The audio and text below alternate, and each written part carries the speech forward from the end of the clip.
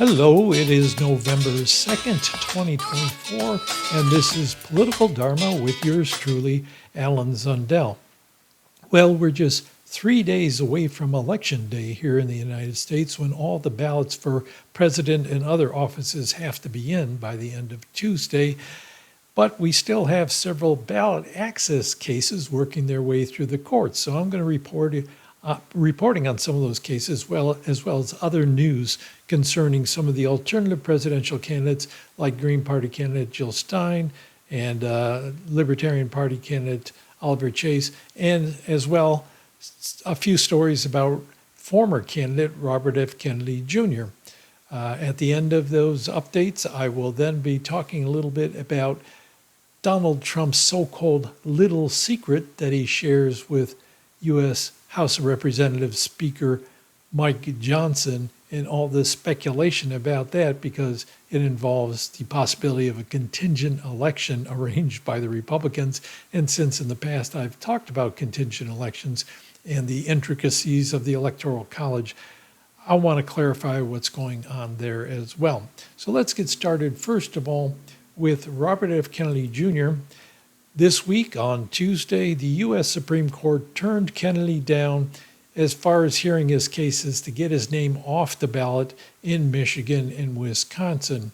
In Wisconsin, there was no dissent from the decision to just leave the decision stand that he would be on the ballot there. But in Michigan, there was one dissent, and that was Justice Neil Gorsuch, who said you can see here on your screen the order, which is very brief. I dissent substantially for the reasons given by Judges Thapar, Redler, and McKeague. Essentially, he's saying that he would agree with the court decision that would take Kennedy off the ballot, but he was only one dissent among the Supreme Court justices.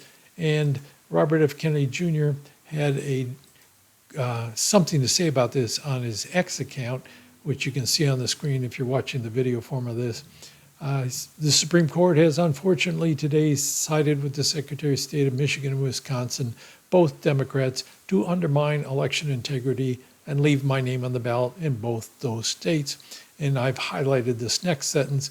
It is a purely political move in the hope that folks who would have otherwise voted for Trump will throw away their vote by voting for me instead. Now, that is a little misleading, because I think what he is saying is that the decision of the secretaries of state in those two states were political decisions. It seems a little far-fetched to suggest that it was the U.S. Supreme Court making a decision to undermine the Trump vote, because it was exactly the U.S. Supreme Court that heard a case earlier this year where they kept Trump on the ballot in Colorado and other states by denying the idea that a state could determine whether or not Trump was qualified for office based on an alleged participation in insurrection. So that is what we have as far as Kennedy's court cases. And I wanted to add here one other news item about Robert F. Kennedy Jr., and that was that his role in a Trump administration was the subject of conversation this week. This came out of a rally that Donald Trump, former President Donald Trump, held last Sunday at Madison Square Garden in New York, and he spoke for quite a long time. But one of the things he talked about was Robert F. Kennedy Jr. and what he wants to do with his administration. So let's listen to that, a little clip on what he had to say about Kennedy there. And we also have somebody that is great, and look, we're not going to let him go too crazy, Elon, with the oil and gas stuff, and because Robert F. Kennedy cares more about human beings and health and the environment than anybody. And he's going to be absolutely, having him is such a great honor. I've been friends of his for a long time. And I'm going to let him go wild on health. I'm going to let him go wild on the food. I'm going to let him go wild on medicines. The only thing I don't think I'm going to let him even get near is the liquid gold that we have under our feet. I don't know, Elon, he might not like liquid gold. It's oil and gas, sometimes referred to as oil and gas. JD, I think we're going to have to keep him away from the oil and gas. What do you think, Howard? Yes? But where is Robert? He's around. He gave a beautiful speech. He's a great guy. He truly cares. I mean, he truly cares about this, and it's an honor. Well, there you heard it. Trump said he was going to let Kennedy go wild in the areas of health and agriculture and anything involved in that, but not in restricting fossil fuel extraction for the purposes of avoiding climate change. And later in the week, Trump also repeated and expanded on some of those comments by saying that in an interview with Tucker Carlson, he was going to let Kennedy work in those areas. And then he reiterated that also later in the week. But a video of Robert F. Kennedy Jr. remarking on the same subject emerged. And here is a copy of that the Wall Street Journal was able to obtain. This was a video he did with his supporters, that Robert F. Kennedy Jr. did with his supporters. And he had something to say about his role in a Trump administration. The key that I think that President Trump has promised me is control of the public health agencies, which are HHS and its sub-agencies, CDC, FDA, NIH, and a few others, and then also the USDA, which is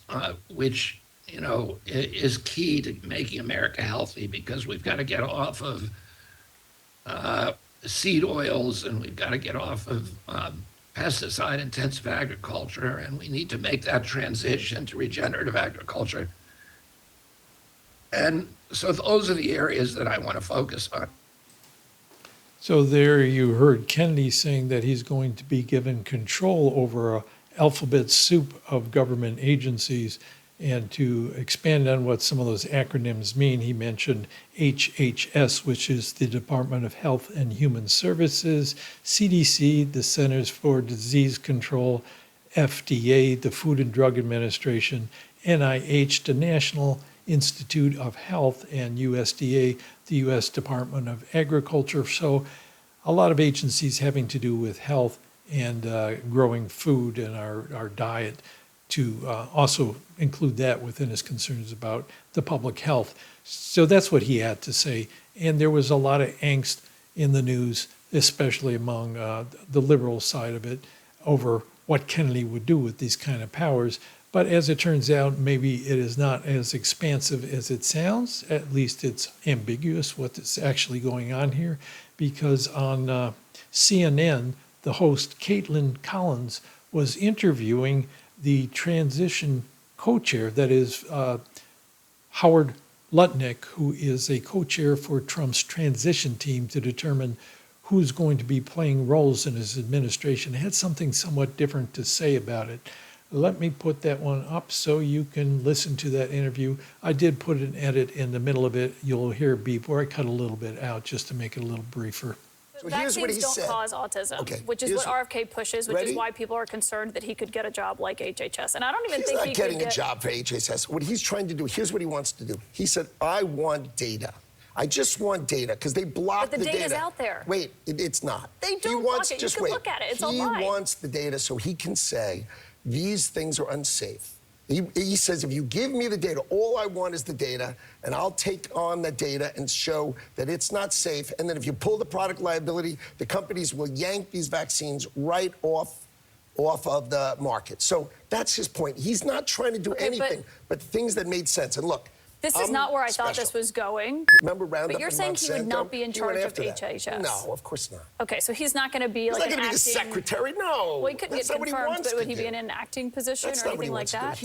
I just told you what he wants. He wants to help get data. You're saying he wants access to data, but that would be... He just wants data, and he wants to prove things are wrong. And he says, if I can't prove they're wrong, that's fine. But if I can save millions of Americans' lives and make their lives better. And I think that's pretty cool. So that was Howard Lutnick, the co-chair of Trump's transition team, saying that RFK did not want to be the head of any department of the government, but merely wanted to have the power to gather data from a variety of these agencies in order to test his theories about what's causing chronic illnesses and whether or not vaccines in particular have a role to play in that.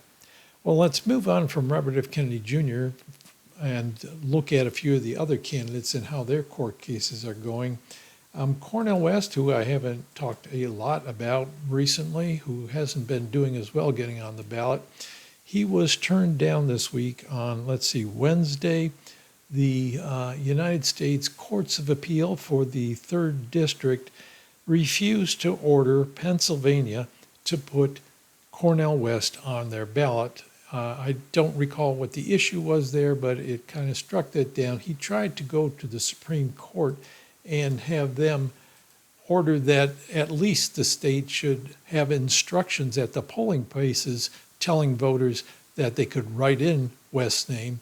But Justice Samuel Alito of the U.S. Supreme Court turned down Cornel West's request, as you see here in a short article from the Ballot Access News, and didn't give really any comment on this. He just turned him down, so that's not going to be going to the Supreme Court.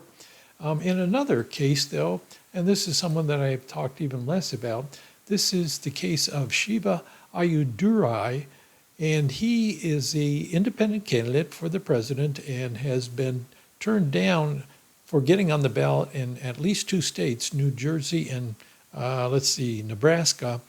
Even though he got enough signatures to get on the ballot, those states turned him down because he is not a natural-born citizen, which is one of the requirements in the Constitution, in the U.S. Constitution, for someone to legitimately hold the office of President of the United States.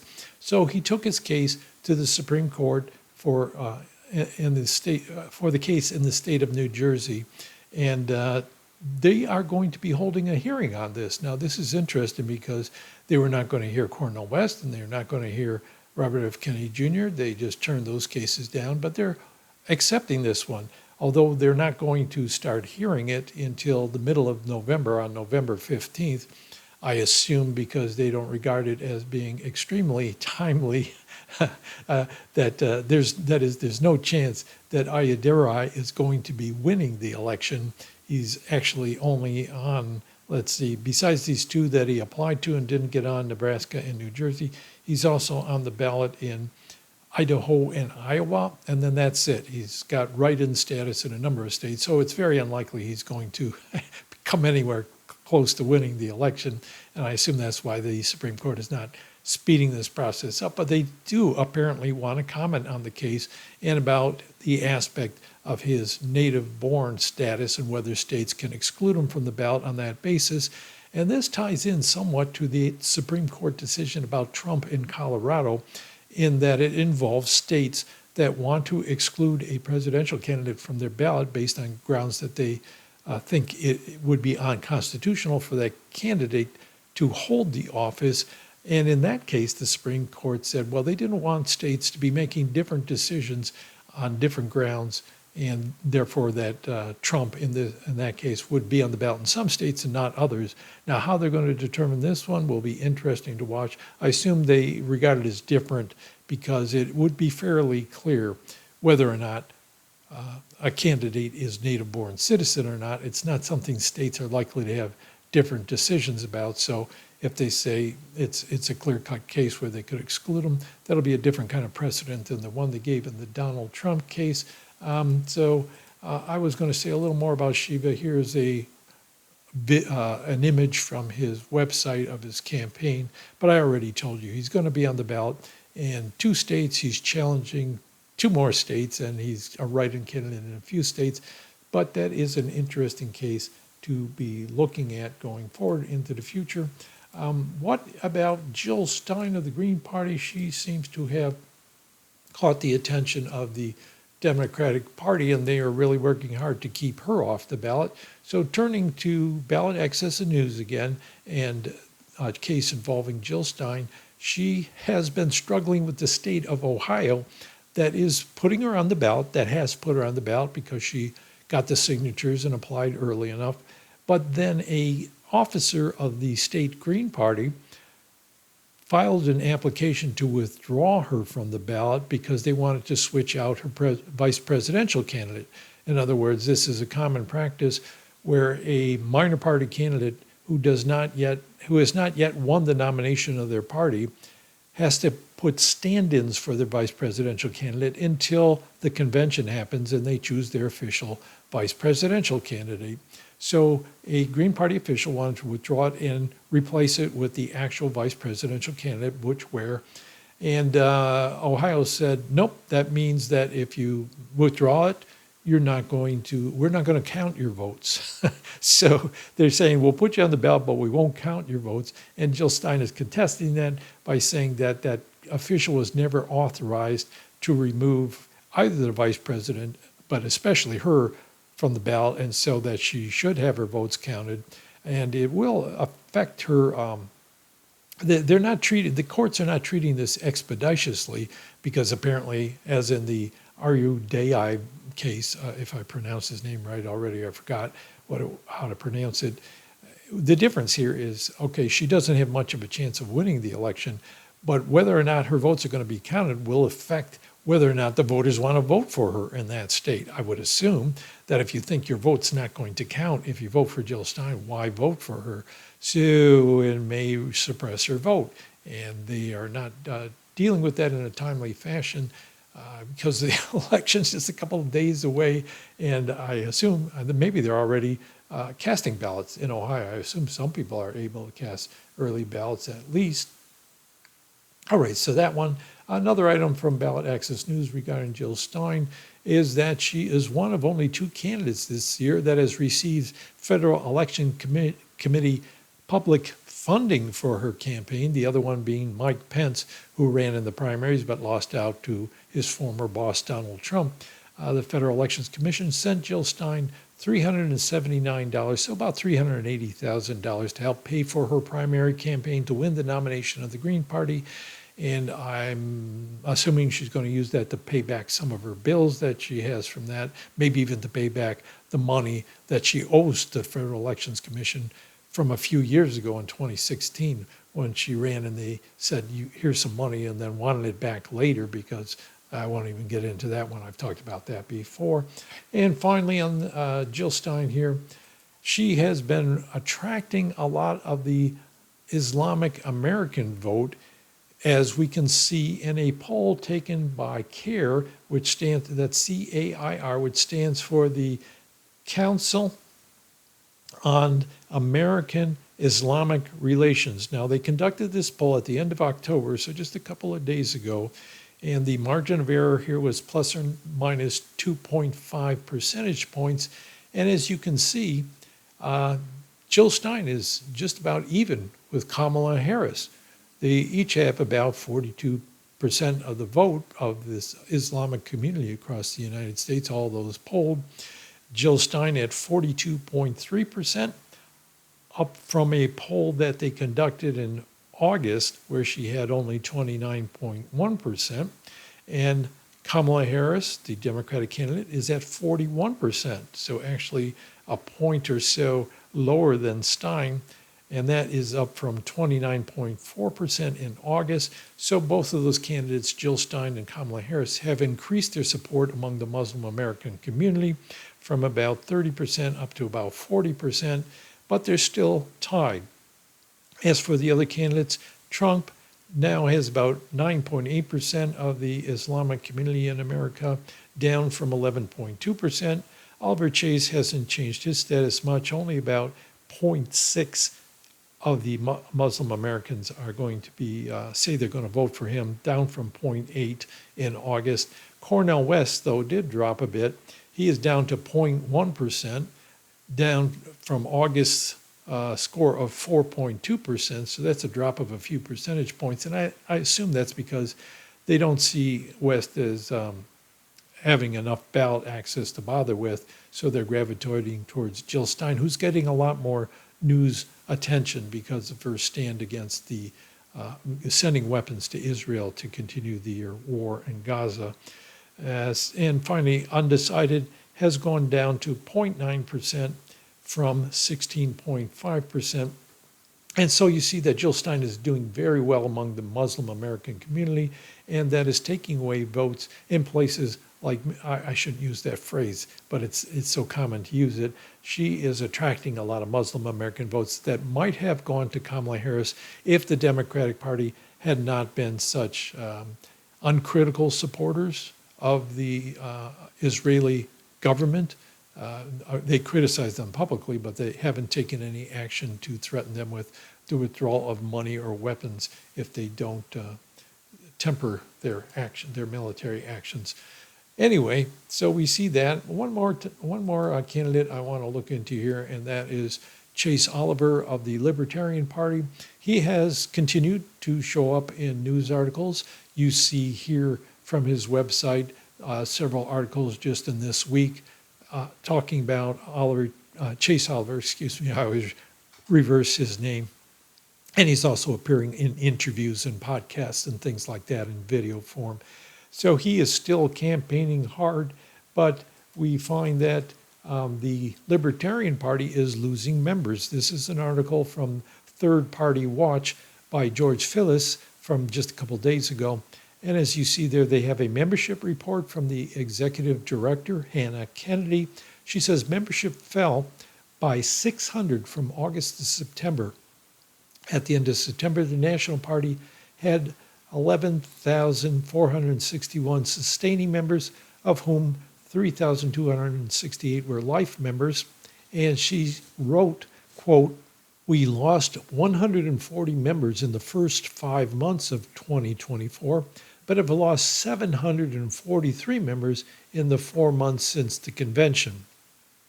Here I've highlighted this. The reasons that are cited for the cancellations are, number one, dissatisfaction with our presidential ticket, meaning Chase Oliver.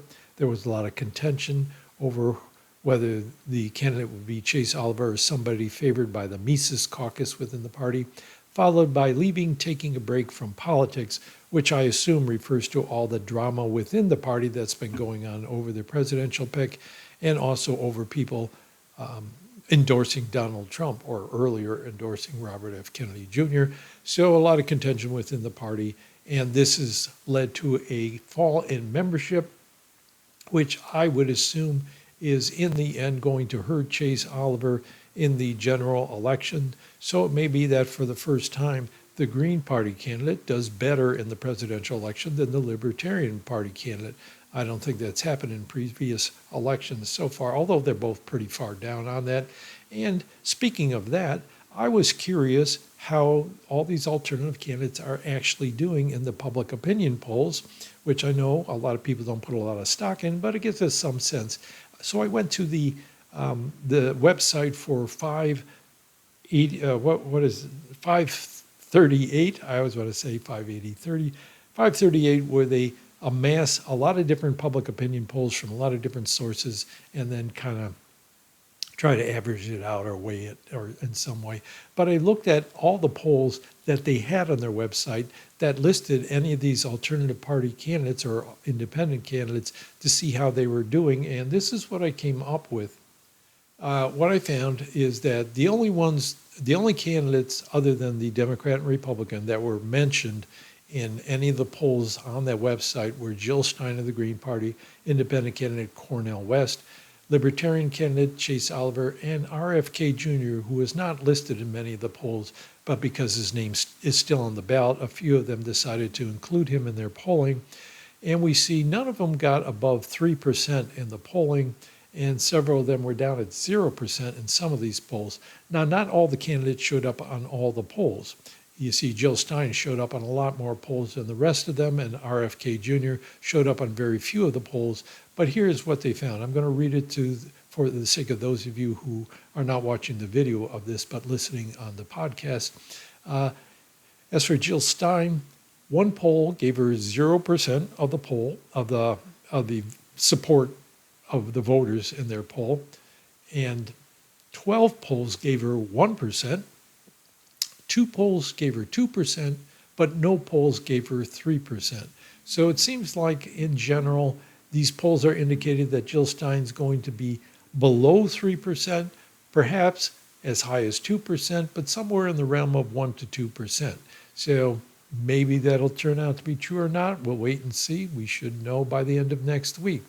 And I will be looking at those figures for alternative party candidates in particular.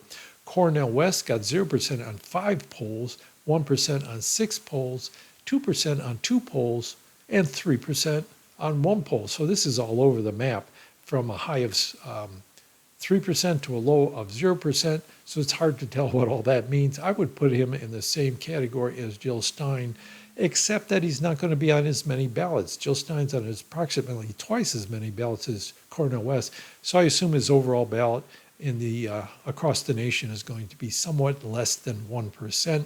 Chase Oliver, who is on the ballot in nearly all states in the United States, 0% in 3 polls, 1% in 2 polls, 2% in 2 polls, and 3% in no polls.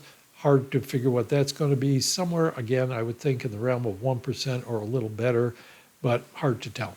RFK Jr. is not going to show up in too many polls, but he's getting 1% in 2 polls and 2% in 1 poll. Other than that, he's not, I said none instead of no polls, under 0%, but I meant the same thing. He didn't get 0% or 3% in any of the polls. In the 3 polls that he did show up on, he got about 1 to 2%. So he'll be maybe somewhere in that area. We don't know yet. So just curious about how that might look. And when we get to look at it and see if those polls were anywhere close to accurate, of course, if they have a margin of error of about 3%, could be very different in the final outcome. Some of them could be up to about 5% near, or some could be, no one can go below 0%, so I don't know how that would work. So that's it for the alternative candidates. Other than that, I did want to talk about this possibility of a contingent election, or the Republicans messing around with the Electoral College, since this subject has come up this week. And as it turns out, it's not quite what it seemed. So first of all, this started off when Donald Trump was speaking at that Madison Square Garden on Sunday, and he happened to be talking about that people should be voting for Republican candidates for the Senate and for the U.S. House of Representatives as well. And then he turned to the Speaker of the House, who was there at the rally, Mike Johnson, and he had this to say about whatever their little secret was supposed to be. You know, with me, we got to get the congressmen elected and we got to get the senators elected, because we can take the Senate pretty easily. And I think with our little secret, we're going to do really well with the House, right? Our little secret is having a big impact. He and I have a secret. We'll tell you what it is when the race is over. Now, that led to a lot of speculation in the media as to what that secret could be. And some folks were saying they thought that the states were going to delay states that were under control of Republican legislatures were going to delay the certification of their electoral vote if Harris won. This is in swing states in particular, in order to deprive her of a majority in the Electoral College, either by taking away votes, electoral votes that she should have gotten, or by reducing the number of votes overall so that her share of the votes is no longer more than half of all the electoral votes, which would throw the election into a contingent election to be decided in the House of Representatives, where Republicans seem to have an edge because the vote would be 1 vote per state delegation in the House of Representatives, and most of the states are dominated by Republicans. You see on your screen here one of those speculations. This is in The Nation by Eli Mistal. I think it's Eli Mistal, and I've highlighted the subheading. What was that little secret? He says, the secret almost certainly involves a plan to install Trump in the White House if he loses the election, but this plan could be even worse than you think. But as it turns out, that's not what they had in mind. At least that's what they're saying. On Monday, Mike Johnson, the Speaker of the House, was asked about this at a rally in Pennsylvania, and this is what he had to say. Yeah, as well, yeah. What was the secret? Oh, the secret.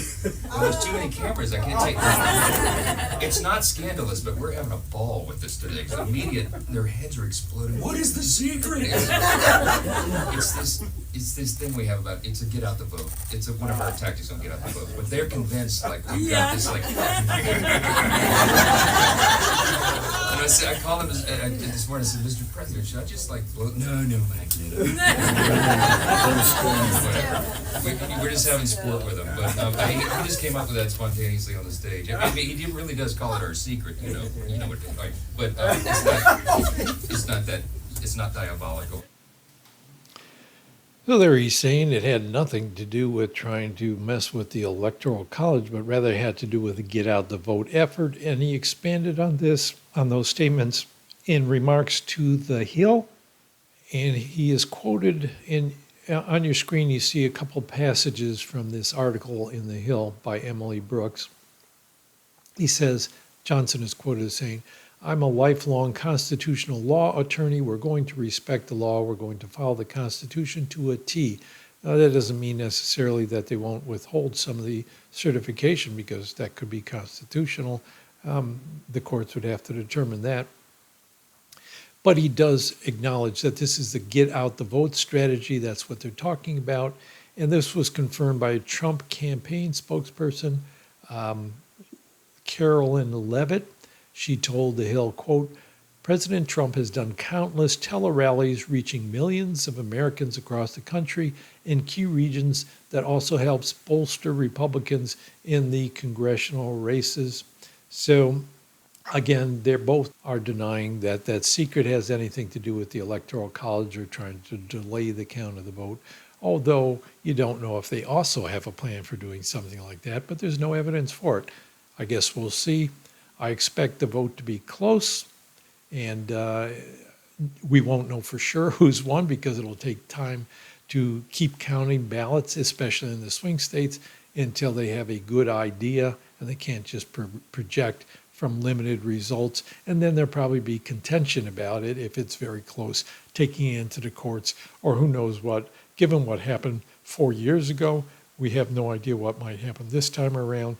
And I guess that's about it. I will be putting out another show Wednesday morning with an initial take on what happened in the election, especially focusing on the alternative party candidates, as well as the ballot initiatives having to do with changing voting methods in the various states. And because if you're going to watch the returns, I had a little video here on when the polls are going to be closing in the different states. This is from 270 to win. And you can see here, you can't always tell, but they're all in Eastern time in this color-coded map. And the swing states to be watching in the early returns will be on the East Coast, Georgia, North Carolina, Pennsylvania, and then a little towards the Midwest, Michigan. So if you look at the colors, North Carolina's results are going to be the first to come in, because their polls close at 7 o'clock Eastern time, which will be 4 o'clock Pacific time where I am. So I'll be checking in around 5 or 6 o'clock to see how things are going. And already they should have some early results. And then the next is Georgia, where the polls close at 7:30, which 7:30 Eastern time, which is 4:30 on Pacific time. And then finally, Pennsylvania and Michigan will be closing at 8 o'clock Eastern time, which is 5 o'clock Pacific time. So people out west in Mountain time and Pacific time, when they tune in on Tuesday evening, should have a good idea of how it's going, unless it's also the Electoral College vote looks close in those swing states. So they won't, they'll have to delay calling the election until later.